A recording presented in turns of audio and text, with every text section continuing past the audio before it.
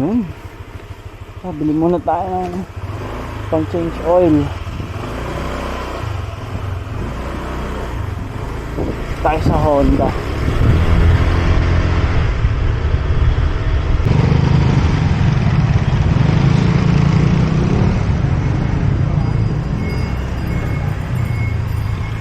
Saan ka?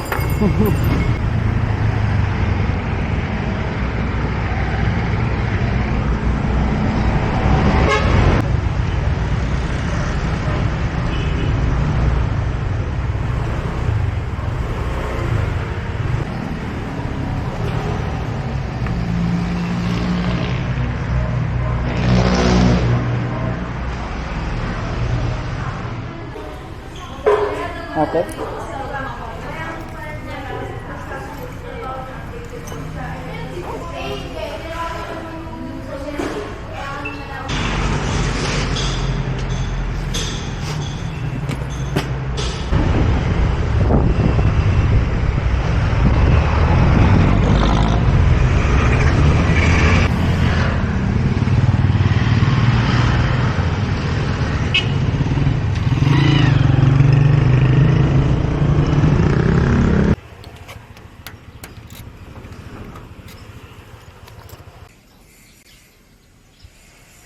Hi guys. So yun, magche-change oil tayo. Bali, ito yung kailangan mong tanggalin. Yung ito bolt na to, draining bolt.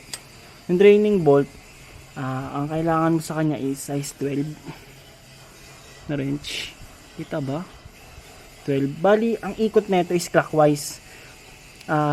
Ingat kayo sa panonood kasi may times na nanood ako, ang tinuturo niya clockwise ay counterclockwise. So kada ikot ko humihigpit.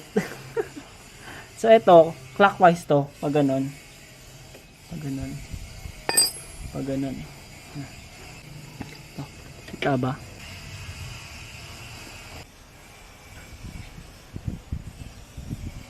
So yung strainer tinanggal natin. Yan siya. Bali ito. So ito may mga bonnet to. Yan, ang pagkabit, etong maraming spring na to, yung dulo, dito siya sa kabilang sa cap. Sa strainer.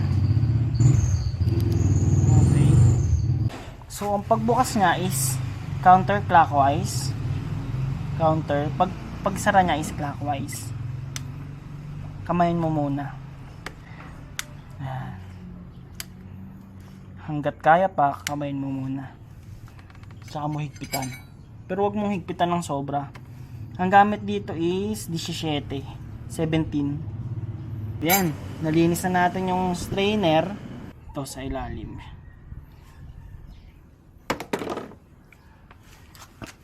Kasi maglalagay na tayo.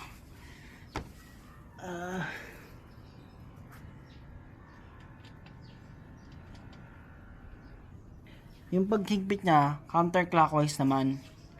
Paghigpit niya, ang pagluwag niya is clockwise. Baliktad sila ng strainer. Ako wala akong bolt. Parang mas advisable may bolt. Advisable may bolt.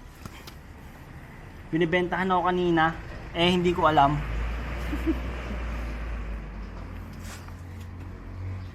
So, eto. Dito na tayo maglalagay ng ating pang change oil. So, pag maglalagay ka, dahan-dahan lang. Dahan-dahan lang insan. So, eto 1,000 yata to. So, dapat may tirang 200 kasi 800 ml lang yung kailangan. Gamit natin yung embudo. Yan. So, nasa Shopee lang to. Kaya sa Lazada ko lang binili. Mura lang. Yun. So, ayan. May strainer din. Ayan. So, naglagay na tayo 800 ml. Tapos may konting tips lang ako.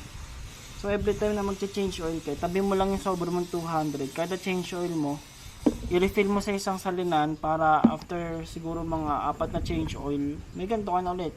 Isang libre. Yun. Ang pagigpit lang din nun, clockwise. Tapos ang pagbukas, counterclockwise. Ayun, natanggalan natin yung gear oil na mga screw. So, ito yung pinakababa, ito yung pinakataas. Pakita ko. Yan. Ito lang yung kailangan mong tanggalin.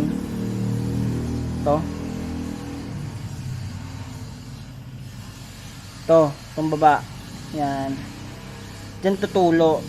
Diyan yung magdi-drain. Ito yung mahaba na screw. Ito yung maikse. Tapos dito may papasok yung pang gear oil mo. Okay. Tapos ang pagbukas counterclockwise. Pag ganun. Okay. Ayun. Sige. Yan. So ito, paghigpit clockwise lang. Gawin mo muna, yun lagi yung rule of thumb. Kinaamay muna.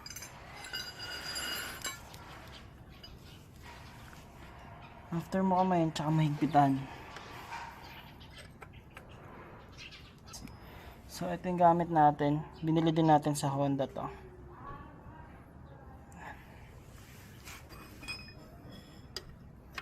Clockwise, higpit. Counterclockwise naman yung pagbukas.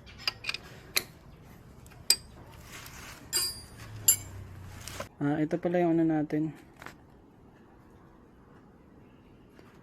Yung